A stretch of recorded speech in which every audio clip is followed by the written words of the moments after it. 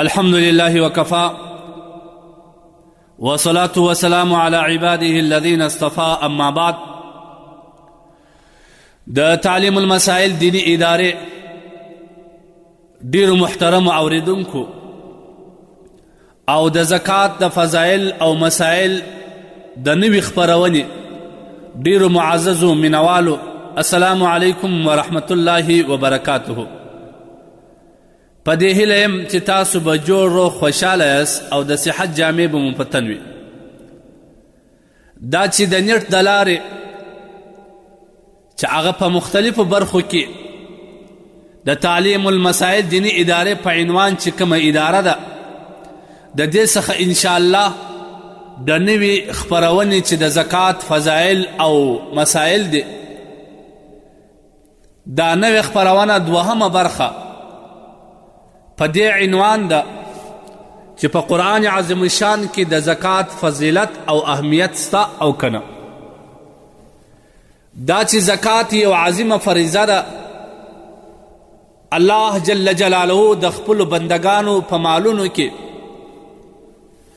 یو خاص حساب مقرر کړی ده د غریبانو، مسکینانو، فقراو دپاره. په قرآن او په سنتو کې او احادیثو مبارکو کې د زکات یو ډیر زیات فضیلت او اهمیت دی، او خورا ډیر تاکید هم د زکات په ورکولو کې سوی دی چې هغه انتهایی زیات مفید او مؤثر دی، ځکه چې قرآن عظیم الشان کې پر مختلفو ځایونو کې د زکات پر فضیلت او اهمیت باندې بیان سوی دی. غالباً شل کم او زیات ځایونه داسې سته چې زما په ان باندې یا زما په حساب دي، شاید ډیر به هم وي چې خالی الله تبارک و تعالی په دې کې د زکات فضیلت یا د زکات چې کومه فریضه ده د دې بیان کړی. الله په قرآن کې فرمایي واقیموا الصلاة وآتوا الزکات، تاسو لمنځونه قایم کړئ، د لمانځه نه وروسته د زکات بیان راغلی دی. او دا زکات یوازې دا نه چې پر نارینهو باندې، په قرآن عظیم الشان کې الله تبارک و تعالی د سوره احزاب په یو آیات کې فرمایي واقمنا الصلاة وآتینا الزکات واطعنا الله ورسوله. ای ښځو تاسو لمنځونه قایم کړئ او د الله جل جلاله کومه فریضه چې ستاسو په مال کې د زکات په عنوان باندې دا ورکړئ، او د الله او د الله د رسول اطاعت کوئ. او زکات یو داسې مهم عبادت دی چې په مخکې ادیانو او تیرسو امتونو کې هم الله تبارک و تعالی پر هغو امتو باندې هم فرض کړی. په سوره بینه کې 5 نمبر آیات وما امروا الا ليعبدوا الله مخلصین له الدین حنفاء ويقيموا الصلاة ويؤتوا الزکاة وذلك دین القیمه. دیت الله وی موږ حکم نه دی کړی مگر هغه حکم می کړی دی هغه چې الله تبارک و تعالی د عبادت دی، چې خاص به د خدای تبارک و تعالی دپاره عبادت کوي او زکات به ورکوي، او دغه رقم دغه چې کم دین دی یا دغه رقم دغه چې کومه سلسله د دین ده، دا یو ډیر سیده دین دی او سیده لاره ده. د دې څخه معلومه سو چې لمونځ قایمول او زکات ورکول الله تبارک و تعالی په مخکې امتونو کې هم دا حکم ورکړی او الله فرض کړی. د بني اسرائیلو څخه د لمانځه د ادا کولو او د زکات ورکولو عهد الله اخیستی دی. وإذ أخذنا ميثاق بني إسرائيل لا تعبدون إلا الله وبالوالدين إحسانا وذي القربى واليتامى والمساكين وقولوا للناس حسنا وأقيموا الصلاة وآتوا الزكاة ثم توليتم إلا قليلا منكم وأنتم معرضون. فدې کې د زکات او د لمانځه عهد الله تبارک و تعالی د بني اسرائیل څخه اخیستی، او په مختلفو امتونو کې او مختلفو انبیاو ته هم الله تبارک و تعالی د لمانځه د قیام او د زکات د ادایګي وحی کړی دی.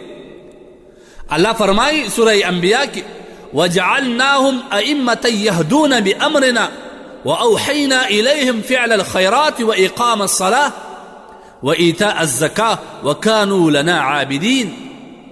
بدي ځای کې الله تبارک وتعالی فرمای چې موږ دې لره امامان او انبیا واستول د دې د هدایت د لارې د ښوولو لپاره او دې ته موږ وحي کولې. هغه کې دا هم وه چې تاسو به لمنځونه قایموئ او زکات به د الله تبارک وتعالی لپاره ورکوئ مسکینان و غریبان.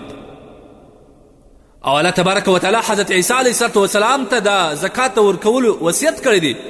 واوصانی بالصلاة والزکاة ما دمت حیا. او د حضرت اسماعیل علیه الصلاة والسلام کورنۍ ته هم الله تبارک وتعالی د زکات حکم کړی دی.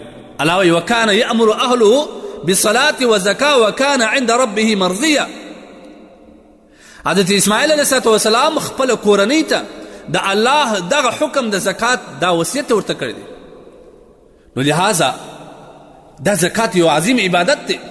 او قرآن عظیم الشان کې الله تبارک وتعالی فرمایي لیس البر ان تولوا وجوهکم قبل المشرق والمغرب ولكن البر من آمن بالله واليوم الآخر وملائكته والملائكة والكتاب والنبيين وآتى المال على حبه ذوي القربى واليتامى والمساكين. د دې آیات په آخر کې الله واقام الصلاة وآتى الزکاة. نیکي یوازې دا نه ده چې ته مشرق یا مغرب خواته وګرځو. دلته زکات ادایګي د اصل نیکي او اصل تقوا الله بللی ده. اصل تقوا دا ده چې زکات او لمونځ د الله تبارک وتعالی دپاره وکړه او زکات د الله تبارک وتعالی دپاره ادا کړه. او زکات ورکولو والا دپاره الله تبارک وتعالی خوشخبري اورولې ده. سوره حج آیات وبشر المخبتين الذين إذا ذكر الله وجلت قلوبهم والصابرين على ما أصابهم والمقيم الصلاة ومما رزقناهم ينفقون. ورا دغه کسان دپاره چې د الله جل جلاله چې کم رزق ورکړي کم مال ورکړي د هغه څخه نفقه ورکړي د دې لپاره خوشخبري. او الله تبارک وتعالی د هغه کسانو تعریف کړی دی کوم کسان چې د الله تبارک وتعالی په لاره کې یا د الله جل جلاله دپاره زکات ورکړي او د خدای جل جلاله عظیم عبادت لمانځه په شکل کې کوي. لہذا قرآن عظیم الشان کې سوره نمل کې الله تبارک وتعالی کم کسان چې لمونځ قایمه کوي او زکات ورکولو والی د دې صفت الله تبارک وتعالی کړي د دې خوبي بیان کړي. تلک آیات القرآن وکتاب مبین هدى وبشرى للمؤمنين الذين يقيمون الصلاة ويؤتون الزكاة. اے هدایت دی خوشخبری ده د هغه مؤمنان لپاره چې دې لمنځونه کوي او زکات ورکوي. نو لهذا په قرآن عظیم الشان کې د زکات یو ډیر عظیم بحث راغلی دی. د هغه د فضیلت په اړه باندې، د هغه د اهمیت په اړه باندې، د هغه د فریضې په اړه، د هغه زکات ورکولو والا دپاره چې کوم صفت ادا بیان کړی دي او کوم کسان چې لمونځ کوي او زکات ورکوي دا حقیقتا مؤمن برحق دی. انما المؤمنون الذين اذا ذكر الله وجلت قلوبهم. بیا په دې آیات کې الله تبارک وتعالی فرمایي الذين يقيمون الصلاة ومما رزقناهم ينفقون اولئك هم المؤمنون حقا. واقعا هغه مؤمنان دي، حق مؤمنان هغه دي چې هغه د خپل مال نه زکات ورکوي او د لمانځه نه کوم سپیشل عبادت کوي. لهم درجات عند ربهم ومغفره ورزق کریم. د دې څه معلوم شو کم کسان چې زکات ورکوي د الله په ان باندې د دې ډېر عظیمې رتبې دي. الله تبارک وتعالی به مغفرت ورلکي او الله تبارک وتعالی به عظیم او فراخ رزق ورکوي. نو په قرآن عظیم شان کې د زکات د فضیلت په اړه نور آیاتونه هم شته، هغه به انشاءالله په بله برخه کې وایو. وصلى الله تعالى عليه وعلى آله وأصحابه أجمعين وسلم تسليما. درب ستاینا پر ما پر د مسلمان یا د تعلیم المسائل ادارې قدرمنو اوریدونکو، تاسو د محترم مفتی رفیع الله وصال صاحب د زکات د فضایلو و خبرونې ته غوږ واست چې د تعلیم المسائل ادارې لخوا وړاندې سوه.